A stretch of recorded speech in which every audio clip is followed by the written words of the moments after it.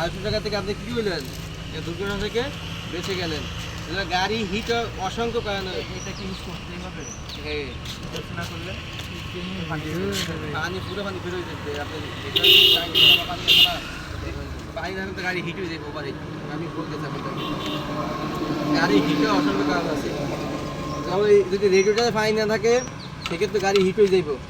এখানে আছে cooling fan. দেখেন অনেক সময় কিন্তু আমাদের বাসা বাড়ির পাকের ঘরে এক্সস্ট ফ্যানগুলো লাগানো থাকে, এই ফ্যানগুলো এরকম সেম গরম হাওয়াটা বেরোয়। এখানেও দেখেন এটাকে বলা হয় কুলিং ফ্যান।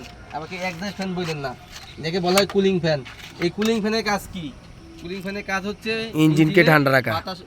বাতাস দেওয়া। বাতাস দিলে কি থাকবে? হ্যাঁ, বাতাস দিলে তো ইঞ্জিন ঠান্ডা থাকবে। তাহলে বুঝেন একটা ইঞ্জিনে বডি গেট কয়জন দেখেন, একটা দুইটা বডি গেট হচ্ছে ইঞ্জিনে।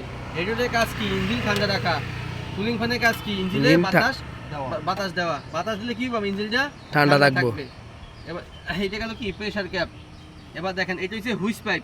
হুইস পাইপ কয়টা? দুইটা। এই একটা হুইস পাইপ, এই একটা হুইস পাইপ। একটা দিয়ে কি হয়, এখান থেকে গরম হাওয়া ভিতরে ঢোকে, আর এখান থেকে ঠান্ডা হাওয়া কই ঢোকে? ইঞ্জিনে ঢোকে। এই দুটোটা কিন্তু সেম কাজ। এটার ভিতরে পানি পাবেন, এটার ভিতরেও পানি পাবেন। এটা কাজ কি?